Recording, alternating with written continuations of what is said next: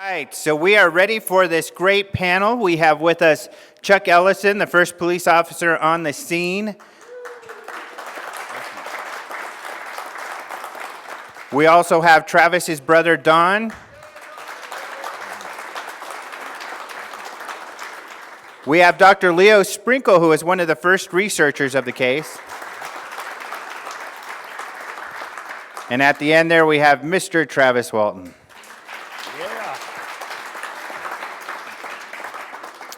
All right, for those of you who are new to the Travis Walton case, you're going to have to watch the movie Fire in the Sky, get the DVD of Travis talking earlier in the other panel, or go online and watch some information, because we're going to start off, assuming everybody's pretty familiar with the case, getting into when the guys first call the police. Travis has disappeared. They call the police. That call, from what I understand, and Chuck, you can address this, went to your house.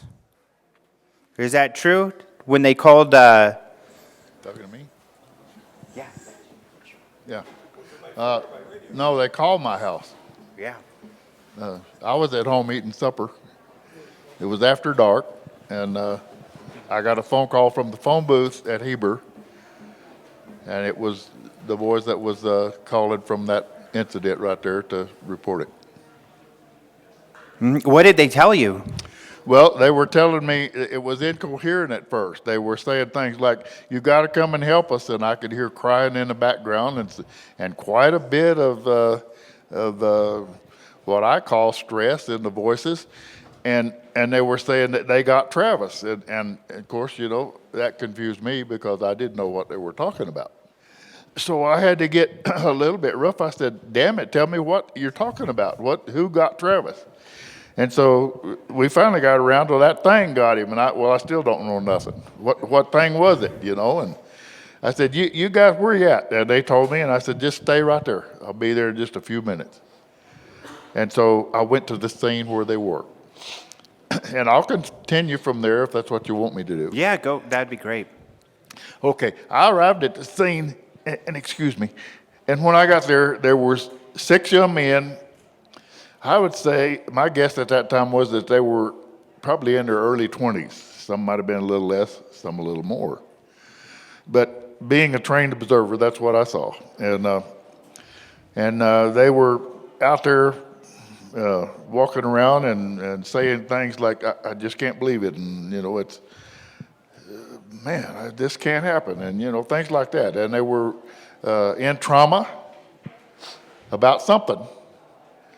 But I was there to find out. And so I started talking to them, and I gave them each one a witness statement to write. I doubt if I ever got that. I don't know. But I told them, you go over here, you go over there, and scatter out and write me that witness statement. And I don't know if I ever got that. I don't remember. But that gave me the opportunity to go around and talk to each one of them. And so finally, I believe it was, maybe it was Mike Rogers, who told me that the thing had got Mike. And I said, you're going to have to be a little more specific. What thing was it that got Mike? I said, start at the beginning and tell me what you saw and what happened. Got Mike or got Travis? Huh? Got Travis, not mine. Yeah, got Travis. I'm an old man. Forgive me. Stick with me, you know.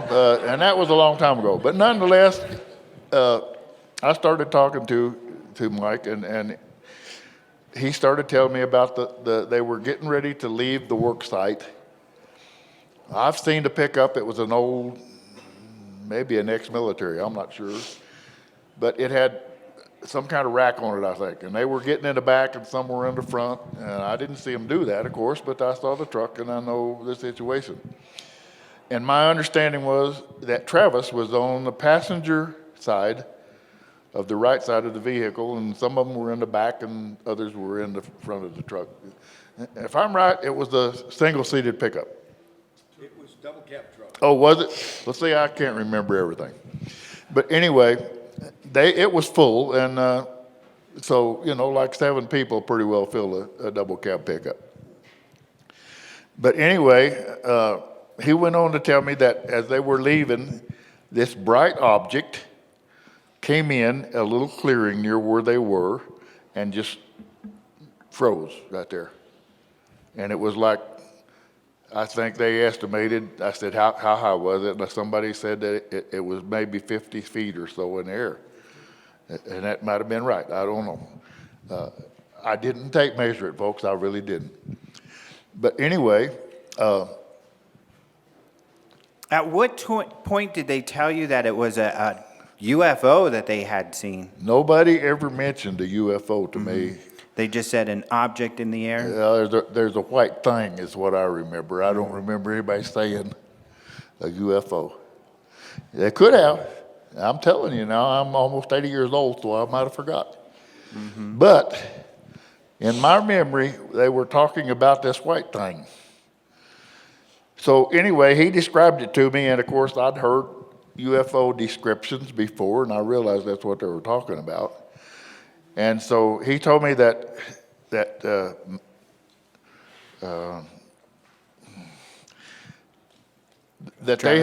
they stopped, and that Travis opened the door and went over and got under it. So far, I think I'm just about correct. And they said that when he got under it, it zapped him. I said, what do you mean it zapped him? Well, it knocked him down. I said, what did you mean, like somebody had hit him or what? No, it just knocked him down. It looked like a light or something, just knocked him down. And I'm trying to remember here, and I think I'm right. And I said, well, you mean knock him down like if I just knocked you down right here? Or no, it knocked him back away. And he was down. And I said, good grief, well, what did you all do? Well, I'm going to put it in them terms, but they took off. And I can understand that quite clearly. I might have done the same thing. I don't know. You got to understand people. If you don't understand people, you shouldn't be out there investigating people. And I understand the fear, and I understand why they done what they did. And so they took off, and they went up on the mountain a little ways. And they probably got in an elevation where they were kind of maybe even with it, or maybe even a little above it, because they told me that they saw it leave and take off, just zap, gone. So then they went back, and Travis was not there. That's when we started having a lot of problems with our feelings there, because they were upset. They came into town and called me from the phone booth. Okay. I don't remember which one it was. One or two of them, I got to go back with me, and they didn't want to go back with me. And I said, you're going to have to go back with me. I don't know where you were out there in the woods. You're going to have to show me. Well, I don't want to go back out there. And I said, well, you're going to have to go back out there, or else I'll plunk you in jail and get somebody else to show me. I threatened them a little bit. But anyway, they showed me, and we went out there, and I drove the patrol car right to the spot, turned my spotlight in the area, and there was nothing there, folks. There was nothing there. And I got out, and I went over, examined the ground all around underneath where he indicated that's where it was. There was no disturbance on the ground that I could see. You know, I was kind of expecting to see gouge marks or something, you know. I thought I might even see some footprints or something, but I didn't, because it had growth on the ground and leaves and stuff, and I didn't. So I decided, well, we're going to have to do a search here, because he's not here, and he's either took off by himself or he's been abducted like they said he was, which I'm going to have to believe that right now, because I don't have a better thought in my mind. And so what I need to do is be the police officer I am and start my investigation. So I called my boss, Marlon Gillespie. He was up in the northern part of the country, and so he came down with another deputy. I forgot his name right now for a second, but Kenneth Copeland, one-eyed guy. I remember him real well. But anyway, Kenneth came down, and we took an old pickup truck and went back out there. And Marlon came, and we talked about what we're going to do, and I said, well, there's not much we can do tonight, because if we just take off in the woods, we're going to end up tromping on footprints or anything. You know, we need to just wait till daylight and get some people to help us. So that's what we did. Ken Copeland and I stayed the night out there in a pickup in the back of an old GMC, white GMC pickup truck with a shell on back. That's news to me. Well, we did. We stayed all night. The next day, the sheriff and a bunch of other people started coming in, and pretty soon we had, I don't know, we must have had 150 people there. And so the sheriff said, get up in the back of the truck there and tell the people what we're going to do. And so I did. I got up there and I said, folks, we had some people there with dogs, and I wanted to use those. And we had some people there with horses, and I wanted them to get in the outer areas and be able, they can cover more ground than a guy on foot. And so then we had people walking, and I wanted them all to be, each one of the officers that was there was going to get with a group and kind of be supervising them in the search. And we discussed what we were going to look for. I said, right at this time, I do not know what we're going to have to find. I do not know, but I do know this, we have, Mr. Walton is missing. And so I don't know what happened, and there was speculation, I'll admit that. We discussed that night. And we said, I didn't know none of these boys personally, but some of the officers there did. And they said, well, 2 or 3 of them boys that smoke marijuana. And I said, well, what's that got to do with this, Well, maybe they got high or something. I said, so what? Well, when they got high, they could have killed one another or something and hit him. And I said, oh, come on, guys. Come on. Let's see if we can find somebody before we start discussing that, So I got on the back of the truck, and I said, you with the dog, go to the scene, see if you can pick up Travis's scent. And you that are on horses, you scatter out beyond where we're going to walk from here and start looking for footprints or anything, that car tracks, anything. If somebody come and got him, I want to know it. You come back here and one of us will come and examine what you find, and we'll determine what happened from that. Well, we did that in that order to shorten my story up a little bit for the next, I'm going to say 3 days. I think it was 3 days that we did that. Confirmation, how about that? During that time, Travis's mother and another brother came over. I visited with them. Very nice lady. Like her very much. I'd like to see her again, but she's gone. Bless her heart. But anyway, not only was she funny, she was a nice lady. But she said, they won't keep Travis. They'll bring him back.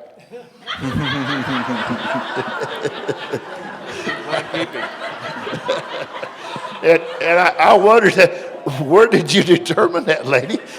She said, well, he's seen one before. And I said, he has. And she went on to tell me that they lived in an area called Bear Springs in their youth. Yep. And in that area, you got to understand, it's very remote. There's nobody back there. It's an old, I think one of the cattle guys at one time had wasn't it an old ranch place? Yeah. Okay. And so she told me a story or two about what he had seen in the past over there. And it was all reasonable. It didn't sound like stupidity to me. I mean, and the reason why is because the way she described things, I have seen things myself that way. So, being a human being and understanding human being is what a police officer has to do. I can't go along and say, well, what do you tell me that you think about this? I don't want to know what you think about it. If you don't have anything to contribute to it that will help my investigation, I don't want to know it. And I had an awful lot of that out there, did I not? You did. I had people telling me all kind of stuff. So I had to stick with what I had to do. My only purpose for being there was to find a missing person. So we did that. We looked and looked and looked, and after about I think it was the third day, we called the search off, and we decided we would go into some outer investigations to see if we could come up with something. And I went home, folks, very, very tired. I laid down on my bed, and my phone started ringing. I talked to news agencies from everywhere in our universe all night long. Thanks, Travis. So come daylight, I was just give out. So I called over to the sheriff's office in Holbrook, and I said, get a hold of the phone company and get these phones directed here, reversed around to the sheriff's office, because I can't stay up all day and all night and answer them. And they did. So we did various things to try to further the investigation at that time, and during that time we found out that, well, nothing important really, and about, huh? Keep the mic I'm sorry, am I getting too, I'm sorry, folks, forgive me, I'll get a little closer. So anyway, the fifth night, after we had started this initial search, at midnight, or somewhere near then, I got a phone call from the sheriff's office. And Marlon Gillespie told me to go down to the phone booth in Heber. He said, we just overheard a call from the phone booth at Heber, and it was Travis calling his brother at Snowflake. I want you to go down there and see if you can see him down there, and if not, I want you to fingerprint the phone booth to see if he was there. And I thought, Sheriff, it's snowing. But anyway, I went down there, and Travis was not there. I don't know where he was, and I'm not speculating. I don't know. I'm almost certain that his brother had come and got him and went before I got there. But since it had been snowing, there was moisture in the phone booth, and I could not lift a print, and I told him so, and I said, there's no print, so I'm going home. And I did. So later, I learned that, what was it, Tucson? Did you go to Tucson? Well, that was the cover story. My brother was trying to divert the media. Oh, I see. I didn't know. But anyway, we were told that they went to Tucson. Now, I don't know. I'm going to let Travis tell you that, because he's got that information here. I don't. We'll actually let Don pick it up from there, because it was you, correct, that received the phone call from Travis when he got back? No. Okay. Thank you, folks. Well, this night that all this took place, Deputy Glenn Flake came to my home, and I was married and had 2 little girls, and he asked if Travis was there, and I said, no, he's not. So I asked him, what do you need him for? He says, oh, it's nothing, don't worry. Well, he comes back about 12:30, 1 o'clock in the morning, and he's asking again for Travis. And I told him, I said, no, he doesn't live here. He stayed with us for a while. He's moved out a long time ago. He's not here. And I said, he hangs out with Mike Rogers. They work together. And then it was about 2:30 in the morning. Here comes my mom sliding up into the front yard. And she is hysterical. And she's screaming, she's crying. So she kept saying, they got him, they got him. I thought, well, what, those cops found him. So, but that wasn't the case. He hadn't been found yet. So mother came in, got her calmed down, and she explained to me what happened, and I had to get her to go back over that 2 or 3 times. Now, she had to drive in from Bear Springs, and that was a pretty good ride coming out. And this whole Highway 260 out here, they were still working on it. In fact, it was only about a third complete. So she had it was dirt roads all the way back into Snowflake. Pretty rough travel. So it took her quite a while to get back into town. And she stayed there the rest of the night. My brother Duane, we were waiting for him. He was on his way up from Phoenix. The deal was, Duane would handle the media or anything else that had questions.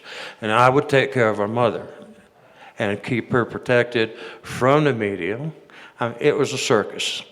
There must have been 30 different television cameras, and back in them days, that was them big old tripod things they set out, and not real mobile.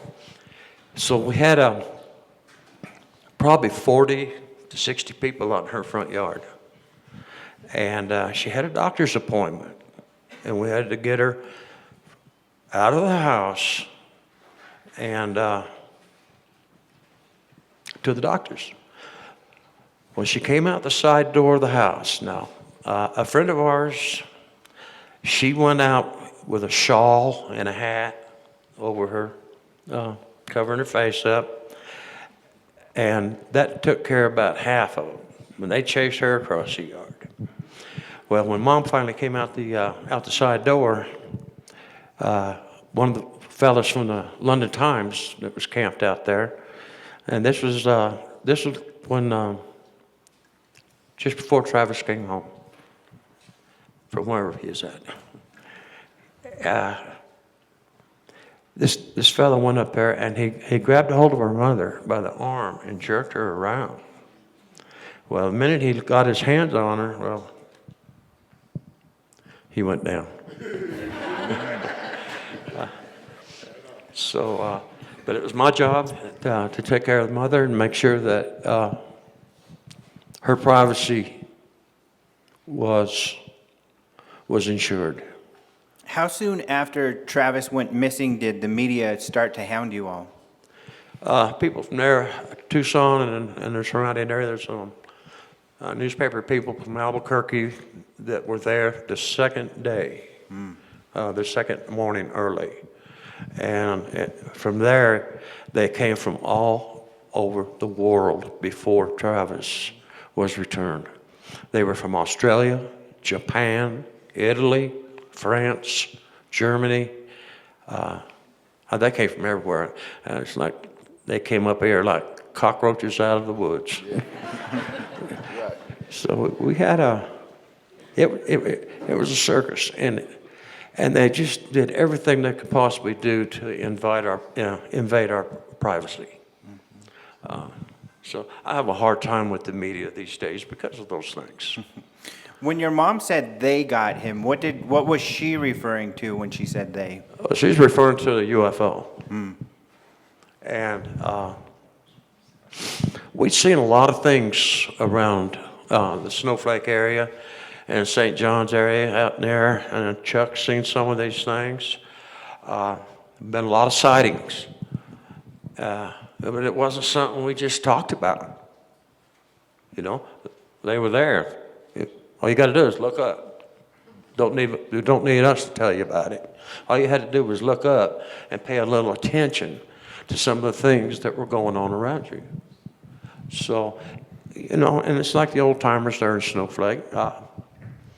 Population then was about 2,500. None of this huge development that's gone on in the last 30 years had taken place. It was just a sleepy little town. And then all of a sudden, here comes the roaches. So it was it was a very invasive time in our lives. But after we had sat and talked about it with Mother, there's one thing I do know, because two people. One is my brother Travis. He took very good care of Mom. And he would not ever do anything knowingly to hurt her or any other member of our family. And the other one was Kenny Peterson. Kenny is the most honest man I have ever met in my life. He's a good man. And very close to his church, very religious. And he would not be a party to shenanigans or a hoax. So, you know, that kind of, but still at the same time, okay, I worked for the Forest Service. I was a Forest Service officer at the time. And I had one of the crews that Chuck was talking about. And so I took mine off the side of the ridge. Well, on the way down, they had all this slash piled up. And I'm out there taking these piles apart. I'm looking for a body because I didn't think I'd actually see Travis again. And this had been before I talked to Kenny. And caused a lot of damage. I mean, these guys, somebody had to go back there and restack all that stuff. And this is all this thinning and logging slash that was laying around on the ground. They pile it up, burn it in the winter when it's wet, so you don't start any big fires. So, At what point then did you find out that Travis had returned, and how did you find that out? okay, my brother Duane called me and told me, he said, something's happening right now. He said, just stand by. And I had a pretty good idea of what it was. He and, what was Grant, went out. Our brother-in-law, were headed out there. So after we didn't hear anything for, what I thought they should have, let us know on something, I got my pickup and I headed out there. But evidently, it had already picked Travis up by the time I got there. And we made the arrangements. I turned around and came back when I saw nobody there.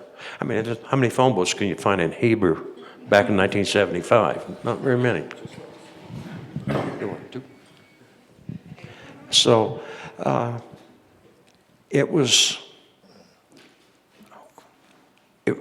we were terrified.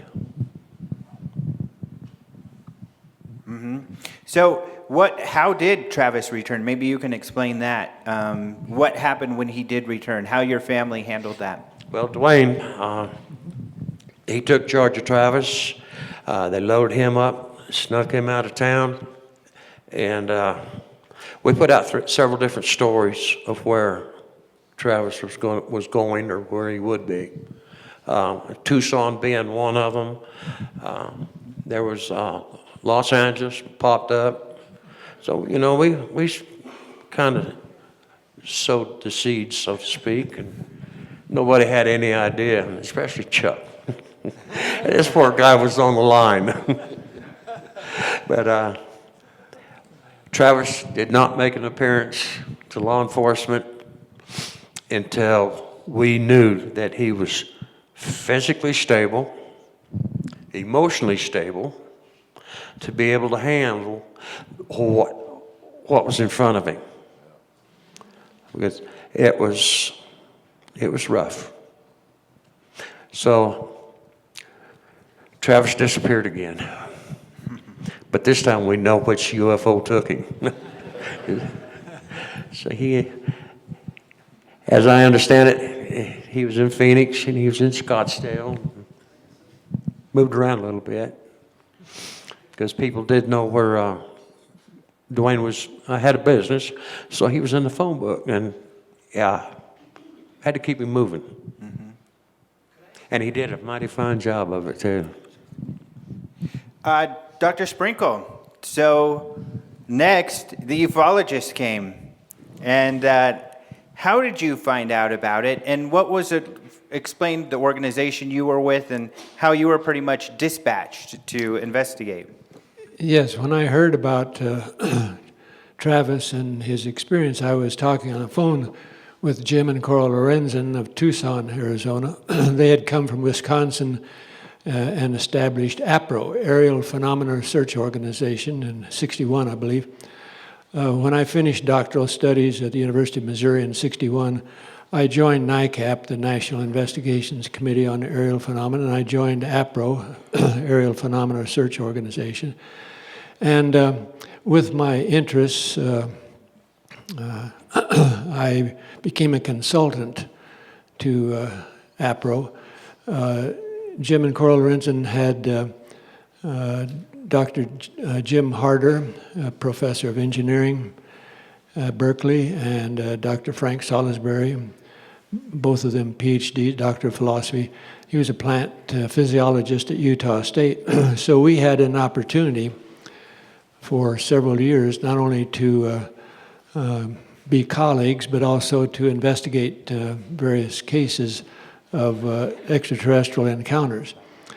I had been at the University of North Dakota for 3 years, and in '62 I started a survey of people who had had encounters, Betty Barty Hill, for example, included, and the survey consisted of a half dozen pages of questions about occupation, education, and information about ESP or psychic experiences. And then a question about reported sightings of a craft or reported experiences of encounters with extraterrestrials. And then questions about the person's views about what is happening and the purpose of the encounter, etc. Paid for the personality inventories to be scored, etc. So at the time, I was in Nevada, and Jim and Coral Lorenzen had called me to tell me about Travis. I'm not sure what kind of arrangements were made with the family, but they were asking me if I would go meet with Travis and see if hypnosis was a feasible option. I had started in the middle '60s to not only investigate reports, but also to conduct hypnosis sessions if the person was interested in learning more about the missing time or whatever. So when, at the time I was talking with a young man, Johnny Sands, he'd had an encounter, light, and then it turns into an object. Two guys get out and come and talk to him, and he's standing there looking at his car engine. He can't figure out why the car suddenly died. Ta-da! And of course, many people reported that when the flying saucer's overhead, there seems to be electromagnetic effect on watches or on cars or whatever. So I was talking with him about the conversation that he had with these two entities. And then later, like Travis and many others, more investigators came, and more information was available about the exchange of information. So, so I was asked to go to Arizona and talk with Travis, and I said, sure. I don't recall the day, but I do recall very vividly the impression. My impression, which grew stronger the more I talked with Travis, here's a young man who's highly intelligent and very strong. Not only strong in the manly sense, you know, that people think of strength, but a quiet strength, a quiet voice, but the energy and the awareness was very powerful. The difficulty was that the energy and the awareness was of more and more information coming to him, or more and more awareness of what had gone on. Investigators now would call that PTSD, a post-traumatic stress disorder. A person who's been through a combat experience, or a woman who's been raped, or another kind of event which was so traumatic that not only is the person trying to recover from the event, they're also trying to recover their esteem or their sense of self. So it was important to me, the way I felt, is that the investigator part of me wanted to grab that information, get it out, but the counseling psychologist part of me said, hey, easy.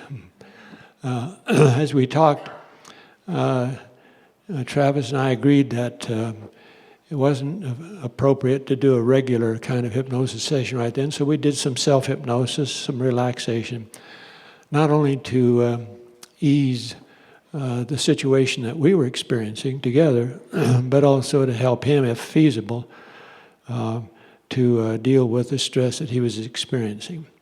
So Travis was willing to tell me as much as he could at that time.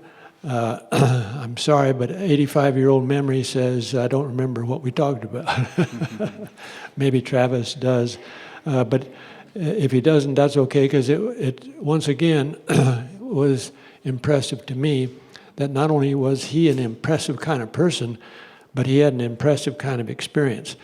And even though I didn't know what followed with you men, I did know that around the planet, as well as in the UFO circles, the UFO investigators, that the case, as people call it, was not only important, but was gaining importance, partly because of the interaction between authorities, sheriff, police, medical authorities, polygraph, the question of whether military and governmental sources was or was not involved.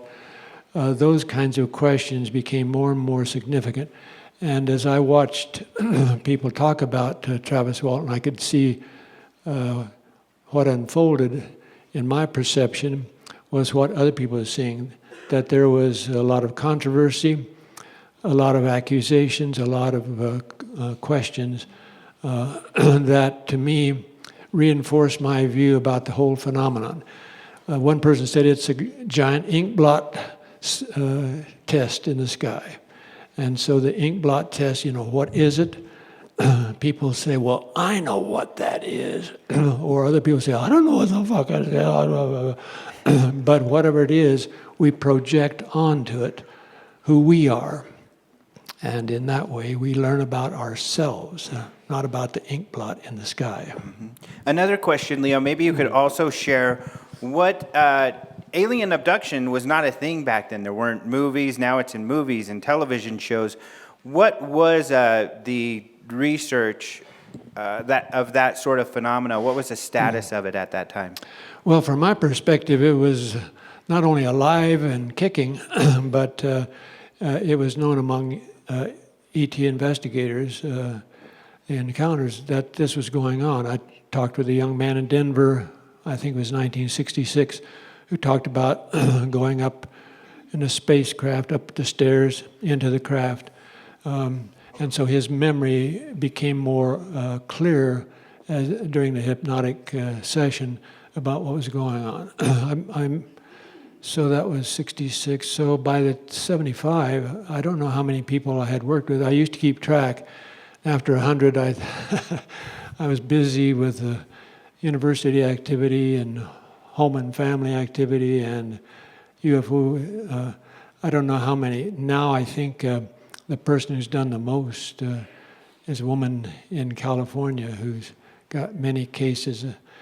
So the one thing that I'm ignorant about, I'm not sure these are abductions or whether they are adductions. Are people being taken away from Earth, or are they being taken to the skies? And there's a lot of controversy among UFO investigators, just like our previous speaker, is it happening for a good guy purpose or a bad guy, good gal, good, bad guy? I have my own view about that. My view is that as a humanity, we are growing up and joining the galactic family. That may or may not be the case. Maybe Star Wars, or maybe we're the Native Americans and the French and the English are fighting over us or over our territory. So I may be wrong, but I have a positive view not only about the people, yee-haw, but I have a positive view about the experience. Mm-hmm. Travis, you want to hit the mic? So, having heard about, you've already heard this, but of course maybe you haven't heard some of this you indicated before. Having come back from your experience, it's overwhelming, I'm sure, to hear from your family, the authorities, everything that was happening. What was it like to transition from your experience, and maybe you can even explain your first memories of coming back and how those next few days were for you. Well, you know, I was just totally adrift. I mean, I dislocated from everything. Every personal landmark or reference in my life was missing or in a different place, and you know, I was just lost and struggling to cope with the memory of what I had experienced, and at the same time, this onslaught of stuff. You know, digging up everything about your behavior for years in the past that, you know, had nothing to do with it, but and distorted. You know, very often people want to be an expert about something, so when they don't have anything, when they don't know anything, they just make something up because they want to be a part of it. So all these stories are floating around. A lot of them are just totally fabricated, you know, but they wanted each story to come down in support or detraction, you know, to try to discredit it based on their preference, you know. If they don't want to believe it, then they're going to grab onto anything to discredit it, you know. Is he a strange kind of guy, you know? And I remember seeing in the paper that they mentioned that I ate whole wheat bread. Ooh, that must have been really strange back then. I mean, most of the bread in the store was white bread, so wow, you better watch out for that guy. But you know, I mean, any little detail they could get, they would put it out there, and it was terrible. You know, I couldn't relate, couldn't go out in public. You know, you know, my whole life was just cut off. At that point, I had to find a whole new direction, a whole new me, and it was a long, slow process.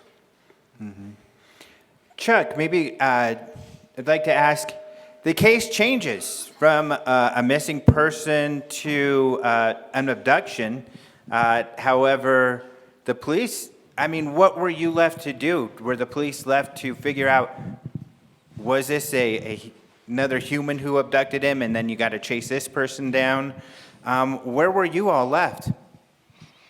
Okay, I'm behind what you're asking me. I'm hard of hearing. Oh, no problem. So what did you all, how did you continue the case? What happened with the case once Travis returned? Because it kind of changes the nature of the case. Well, sir, as far as law enforcement was concerned, when he returned and he's alive, we don't have too much interest in it anymore, except that it's over. He's back. I'm happy about that. There's nothing else to investigate because he's back. We were investigating because he was missing. It wasn't because somebody said he stole a sheep one time, which nobody told me that, Travis. But the whole thing is it was because he was back, and we didn't have no more reason to be investigating Travis Walton. The issue was over in our point of view because there was no case anymore. When you have a case and you have all the answers to it, you close the book on it. If something else comes up again later it has some perspective on it, then we'll look into that too. But I'm not in it anymore, so if something comes up again, I won't be in it, and I don't guess anybody would be interested in my opinion, and particularly. I've noticed an awful lot of the officers we have nowadays are just a whole lot different than the ones we had back in my day. So my perspective is when he came back and he wasn't dead and he was still breathing and getting along fine, the case is over. And as far as I know, I don't think the sheriff's office continued any investigation. I don't remember anybody saying, well, we're looking into any one of the individuals for this, that, or the other. I don't remember anybody at the office ever telling me that Dallas Smith, for instance, was going to be checked out for some reason or other, or any of the others. Nobody ever told me that if they were, and they should have, don't you think? I didn't hear it. And as far as I'm concerned, I'm happy he's back. I'm happy he's got a life now. I'm tickled about that. God is doing what he's supposed to do. We're going to do what we're supposed to do. And things are going to be all right. He's in charge of all things. And if you don't believe that, I'm sorry. You may not believe in UFOs. But if you just think about it,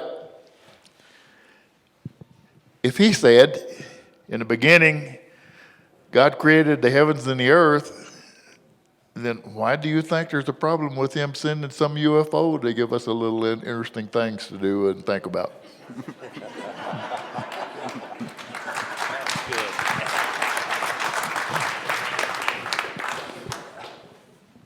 All right, I know Mike Rogers got here, and I would like to see if Mike has a question before we open it to other people.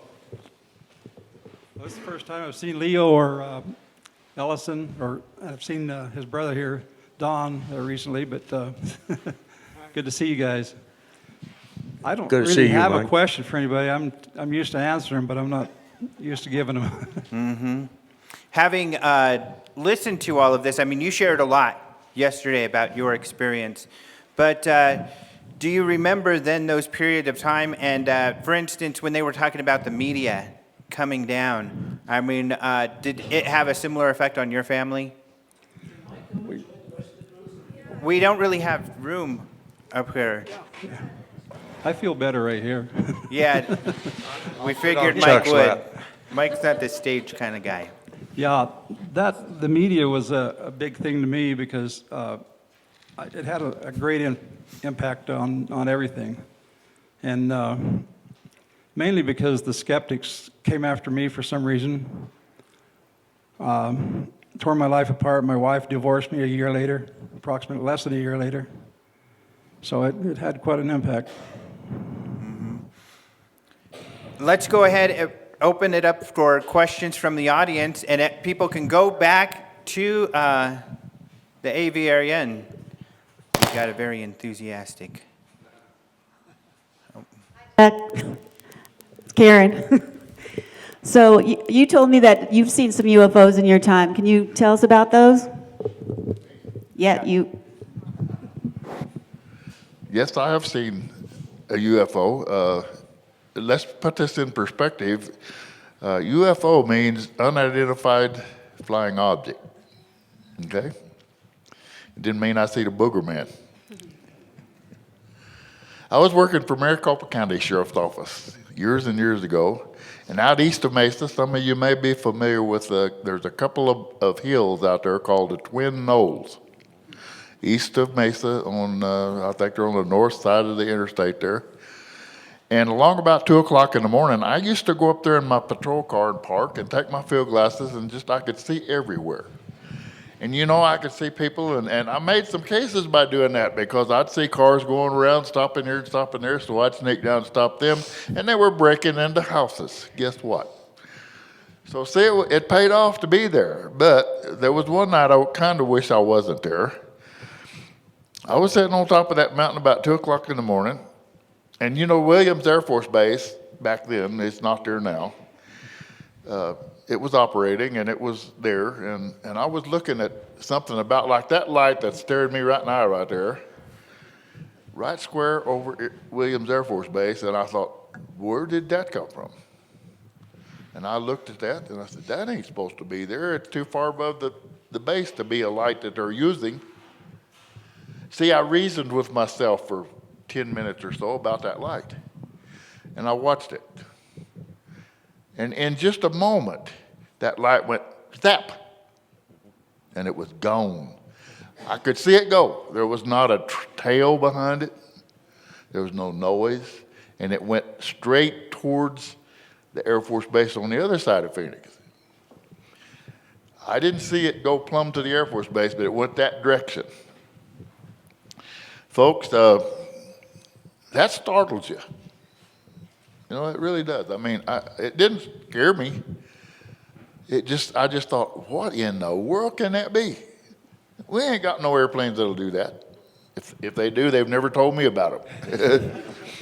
So anyway, I picked up my radio transmitter and I called my dispatcher and I said, would you call Williams Air Force Base, ask their flight managers down there what time they concluded their flights yesterday or this morning. because that was in the morning time. In a few minutes, she called me back and she said, the flight manager down there said that they had secured all flights at 10:30 p.m. yesterday evening, and there has not been a flight since. Okay. I ain't gonna tell nobody about this. I'll just hang it up there, and I don't know nothing about it other than what I saw. And folks, I'm a trained observer. I saw it. And I've seen other things too. Maybe not quite as serious sounding as that, but my boss, Marlon Gillespie, he saw some. Several of the officers have. A New Mexico officer, if you'll remember, saw an alien himself.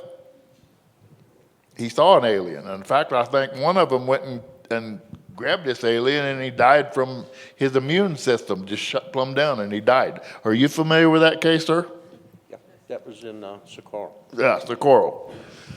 So you see, I'm a believer. Something's going on. I don't think that I have to know to have a good life. Well, thank you, Chuck. How long, Chuck, has it been since you've seen Travis and Dawn and the group? Try me again. How long has it been since you've seen Travis or Dawn or any of the men who were... I haven't seen Travis at all since it happened, till yesterday or the day before. If I'd have met him on the street, I probably wouldn't have recognized him. James. Hi. Hi. I mean, My name is. I think you gave me a ticket. Did I? Oh, I might have. I don't know. I think you did. Well, I wrote a lot of the boys' tickets. And about the tickets, I'd like to explain that a little bit. That was part of my job. It wasn't the most fun part of my job. As an investigator, I love doing that. As a traffic, officer, I didn't like that much. So my attitude was, I'm going to stop a guy if he's doing something really wrong, and if he gets too smart with me, then I just write him a ticket. I'm sorry, that was a personal thing. I know it is. But the thing is, you put yourself in my boots, you walk up to the car, you go, what the hell did I do? What did you stop me for? And you start that. Well, I'm pretty patient. I'll listen to that for a little while, but if you're just going to keep on, before long, I'm going to say, you know what, this is getting kind of aggravating. My name is James, and thank you guys all for being here. This is fascinating. But I had a couple questions. One is, if the sheriff's department terminated the investigation once Travis reappeared, is it acceptable for someone against their will to disappear for 5 days? Even if they reappear, isn't there still investigation to determine what happened and who took this person? Because that's against the law, is it not? Well, sir, I'll put it like this. There's a time in all investigations when you run out of anything to investigate. And even today, if something came up that was very substantial to that incident, we would have to investigate it. That's our job. So they would have to investigate it and see what it's about. If something came up, I'm sure that the officers are they're required to do it. That's our job.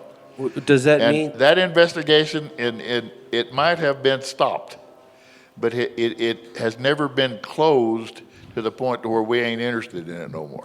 Okay, so does that mean that there was a sort of tacit agreement that the sheriff's department accepted their story? I'm sorry? Does that mean that the sheriff's department accepted these men's story, the 7 witnesses? Well, let me explain something else to you, sir. As a police officer, we have to look at this thing in this perspective. Has someone broke a law? Okay. What law did they break? How serious is it? Are we going to file a charge? Are we going to make an arrest? Okay. In these incidents here, I don't believe that there was anyone filed for any crime, so no one was arrested, okay? So after that, you haven't got much else to do with the case other than just file it and wait. If something comes up, then we'll open it up and look at it again. Now, I'm not speaking for myself, I'm not in it anymore, but I know what the officers will have to do and what's required of them. So, no, it's not a dead issue, and no one said that they believed or disbelieved. It's not important. It's not important whether all of you believe there's something in the sky. I'm sorry. I get carried away with myself. I'm sorry. But, you know, the thing is, whether your opinion is that Travis told some lie about this, you're welcome to it, aren't they? You can just have your opinion. I mean, it's too late for us to worry about it, isn't it? Okay. So if you think it's the truth, which I do, I think the boys told me the truth. I think what we found out was sufficient to prove that no crime was committed. And I believe in my heart that this is the way I am. If you don't have nothing else to go on, you got nobody to arrest, nothing, get it out of your mind and throw it away and forget it. Mm-hmm. He's a human being. He looks nice. He's got a nice personality. I would like to visit with him anytime I can. You know, he ain't done nothing wrong as far as I can tell. Welcome to the universe, sir. I think Travis has a comment you wanted to make also. And actually, in this case, according to the witness, the perpetrator shot off into space, so you'd have to call NASA, I guess, to chase him down there. But I think Travis has a comment, actually. You want to hand that to Travis? Yeah. Thank you.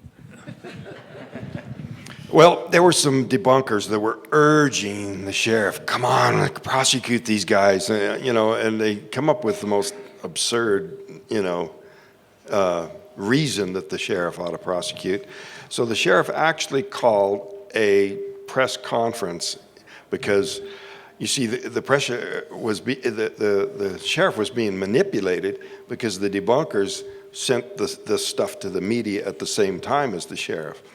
So he comes at the press conference and he brings the county attorney, Bob Hall, and they say, we've looked at everything here and there's no basis to file any charges whatsoever. But it was the debunkers who were pushing the sheriff to try to get them to prosecute Mike and the rest of us on what I couldn't imagine. I just had one more question, then I'll pass the mic.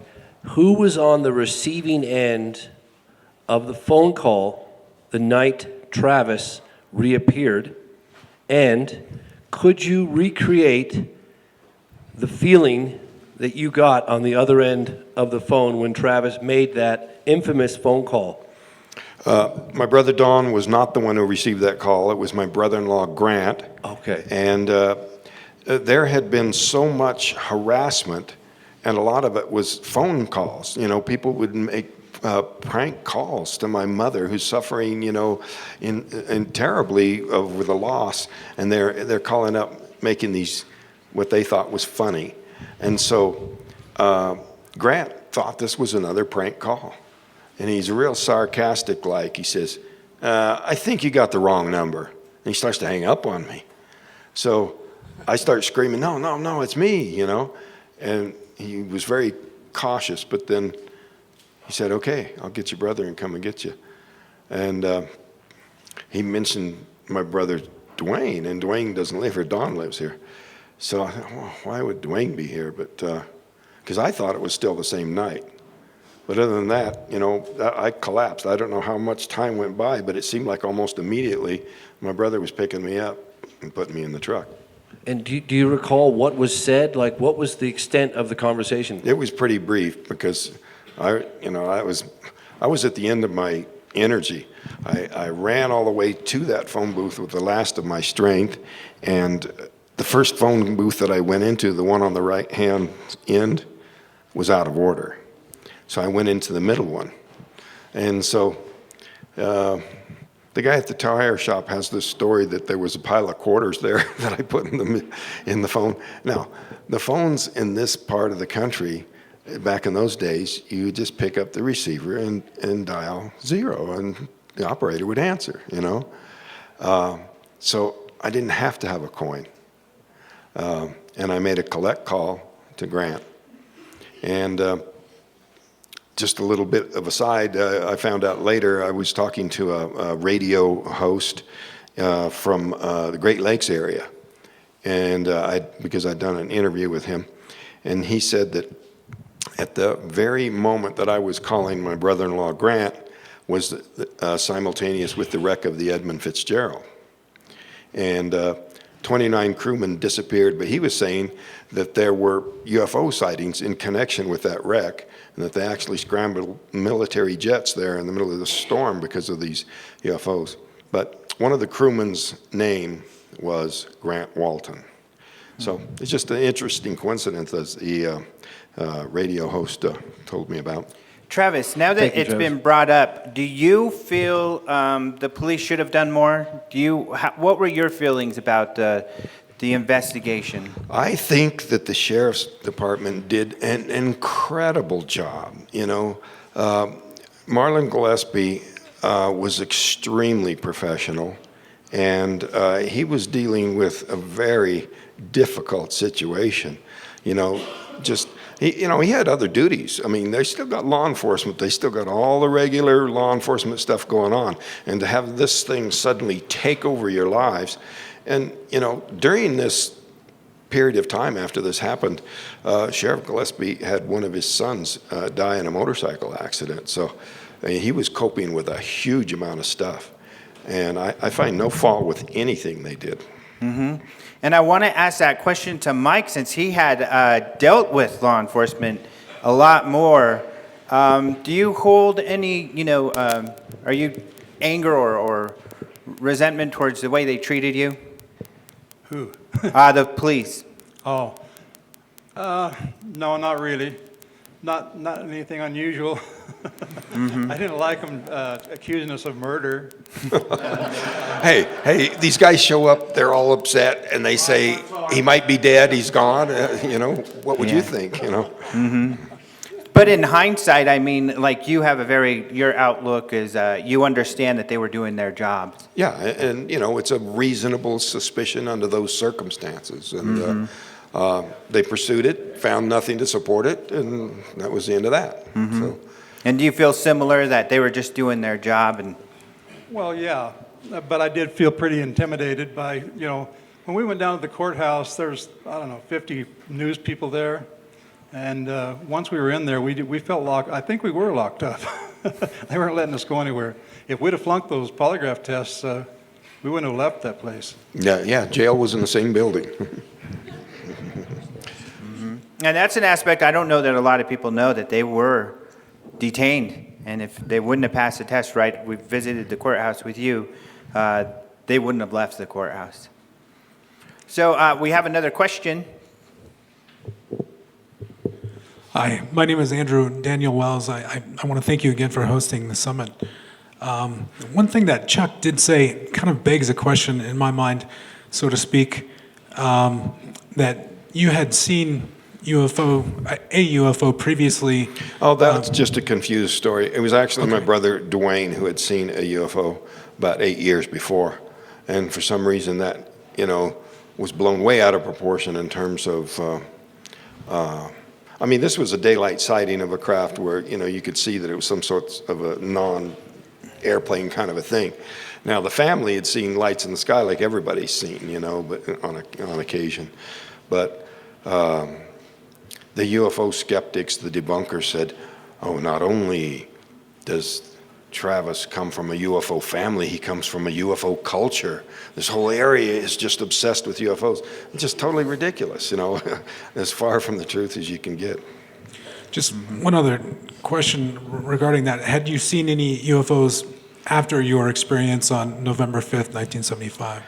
Well, I've often answered that question, well, if I did, I wouldn't tell anybody. Okay. I was kind of dragged into this, but I did have one sighting where I had a couple of people with me here a couple of years ago. But it was one of those giant black triangles, very low, and there was a website that collected reports, and there was another dozen people who saw the same thing at that time. Thank you. Where was that? That was as I was leaving a MUFON meeting in Burbank. Tracy had spoke there, and we were headed up the 5 towards the 10, and this thing came at us sort of parallel to the 5 and stopped right over us, turned, and then went off towards the west. Wow. I saw something. It was definitely not any kind of an airplane. Nothing I know of that we, public knowledge, can stop in midair and turn. It wasn't aerodynamic in any sense, but I don't, eliminate the possibility that it could have been some super secret military thing. Maybe, some people think these black triangles are such things, but it's definitely, very futuristic if it's ours. Another question. Hi, I'm John. I don't know if the law was the same 40 years ago, but today, if you lie to police officers in the course of an investigation, you're guilty of a felony called false reporting, all right? And so you say you had nothing to charge them with. Well, if you had to believe what they were saying, or you would have charged them with lying to the police. Wait a minute. Failure to prove guilt is not proof of innocence. These are two entirely different things. Now, if they didn't believe me or believe the crew, they would have to prove that the crew were telling something that wasn't true and knew it. And that's a pretty heavy burden. But if they didn't believe it, they would have tried to prove that, is what I'm saying. The fact that they didn't go after that, that's the same as standing back and saying, well, it must have been true. Well, if the court says he's not guilty, they didn't say he was innocent, that's another degree of proof beyond not guilty. All not guilty means is we failed to prove that they did it. Right. Excuse me, I try to help you with your question, sir. Yes, sir. As a police officer, I know this. People lie to us all the time. We can't say, I couldn't say to this gentleman here, you lied to me whenever I stopped you and you said you weren't speeding, or whatever it was. Mm-hmm. You lied to me whenever you told me you didn't shoot your wife. I can't, until I can prove that in a court of law, he's not guilty of it. So therefore, I could go into a long and expensive and probably failing course to try to prove it and make a big ass out of myself in the court and everybody involved, or I could get off of it and wait until maybe at some time I could get some good proof. But see, we just don't jump into something and say, people have lied to me daily, all of my career, 30-some years, Yeah. And if I had charged everybody with lying to me, I would have just been busy constantly booking folks on lying. Yeah. But that's the reason why. And it's not that we don't want to enforce the law. It's just that we have to look at the possibilities. If you don't have a case, leave it alone until you do have a case, because it makes the officer and the department look bad to go make charges and go to court and lose it because you don't have enough evidence to prove it. I commend you for your rationality. That's not the way they approach it today. Yeah. Today they'd say, we spent a bunch of money on this search. We had all this trouble. They'd be looking for somebody, to pin something on. But thank you very much.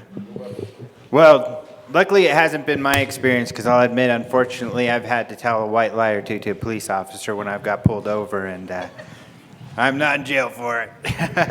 Next question. Hi, this is sort of an odd question for you, Travis. And I'm not really sure how to word it, but people are, I'm sure, obsessed with your story. They think about you. They probably stare at you when you're in public, or I'm sure you're deluged by people who are, sort of obsessed or fascinated by you.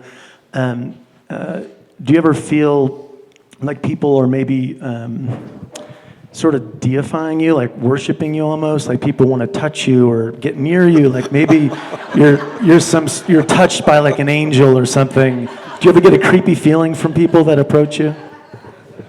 Well, occasionally there's some odd people that do stuff like that. I mean, one of the very first UFO conferences I ever went to, this lady grabbed my hands and acted like she was being electrocuted or something, and that scared me away from UFO conferences for years, you know.